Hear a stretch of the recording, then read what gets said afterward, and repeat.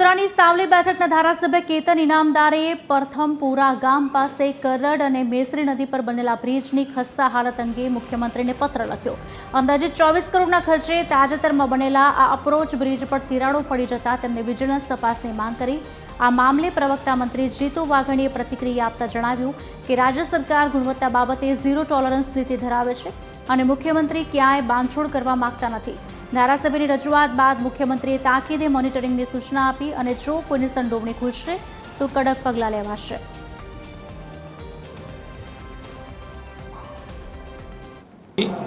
મુખ્યમંત્રીશ્રીએ તમામ વિભાગના વડાઓને કેબિનેટમાં પણ સૂચનાઓ અવારનવાર આપી છે, જિલ્લા કલેક્ટરોને પણ આપી છે। ઝીરો ટોલરન્સ ગુણવત્તા બાબતમાં અને કોઈ ગેરરીતિ કરતા હોય એના બાબતમાં ભાજપની સરકાર ભૂપેન્દ્રભાઈ એ નીતિ તરફ આગળ વધી રહી છે અને એમાં કંઈ પણ બાંધછોડ કરવા માંગતી નથી। જે કંઈ બાબત ધારાસભ્યશ્રીના ધ્યાનમાં આવ્યું છે તો મુખ્યમંત્રીશ્રીએ કહ્યું છે એનું મોનિટરિંગ કરવાની પણ સૂચના આપી છે। ક્યાંય પણ કોઈ અધિકારી અથવા તો કોઈ કોન્ટ્રાક્ટર આમાં સંડોવાયેલા હોય તો રાજ્યની સરકાર એમને છોડવા માંગતી નથી। આ નીતિના આધાર ઉપર હંમેશા ભૂપેન્દ્રભાઈ ખૂબ સંવેદનાથી રાજ્યની જનતાનો પૈસો એ સારી રીતે ગુણવત્તાયુક્ત વપરાય એમના માટે અવારનવાર ચીમકી આપી છે। વડોદરા જિલ્લાના સાવલી તાલુકાના પ્રથમપુરા ગામ પાસે કરડ અને મેસરી નદી પર બનેલ જે બ્રિજ છે એ 2 જ વર્ષના નિર્માણમાં ધોવાઈ ગયો છે। આને લઈને સાવલીના ધારાસભ્યએ સવાલો ઊભા કર્યા છે। પત્ર લખીને સાવલીના ધારાસભ્યએ આ મામલે કાર્યવાહીની માંગ કરી છે। તો આ અંગે R&B વિભાગના જે ડેપ્યુટી એન્જિનિયર છે તેમની સાથે વાત કરીશું, જેમની જવાબદારી બને છે આ બ્રિજની। દર્શિલ દેવાની છે આપની સાથે, તેમની સાથે વાત કરીશું। દર્શિલભાઈ, આ બ્રિજ ક્યારે બન્યો છે અને હવે ધારાસભ્ય આની સામે સવાલો ઊભા કરી રહ્યા છે કારણ કે બન્યાના 2 જ વર્ષમાં એ ખખડધજ થઈ ગયો છે?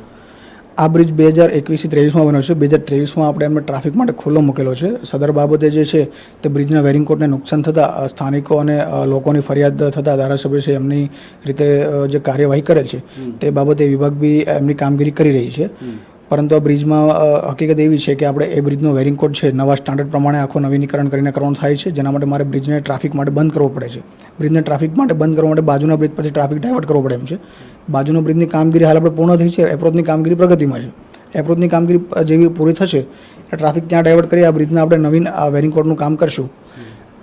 મને એ સમજાવો કે 2 વર્ષ પહેલાં કોઈ બ્રિજ બને છે, 24 કરોડ રૂપિયા તેના પર ખર્ચ થાય છે, 2 જ વર્ષમાં ખખડધજ કેવી રીતે થઈ જાય? ભલે જૂના સ્ટાન્ડર્ડ પ્રમાણે બન્યો હોય પરંતુ 2 વર્ષ તો ટકવો જોઈએ ને બ્રિજ।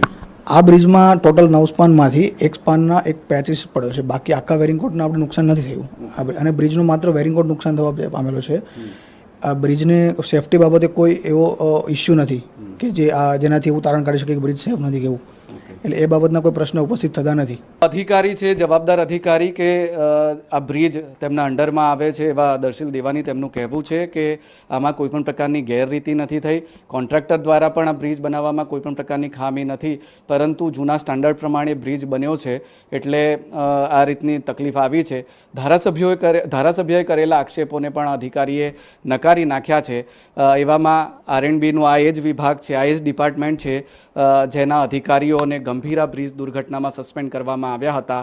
હવે જિલ્લાના વધુ એક બ્રિજને લઈને જ્યારે સવાલો પોતે ભારતીય જનતા પાર્ટીના ધારાસભ્યોએ જ ઊભા કર્યા છે તો આ મામલામાં રાજ્ય સરકાર શું કાર્યવાહી કરે છે તે જોવાનું રહેશે।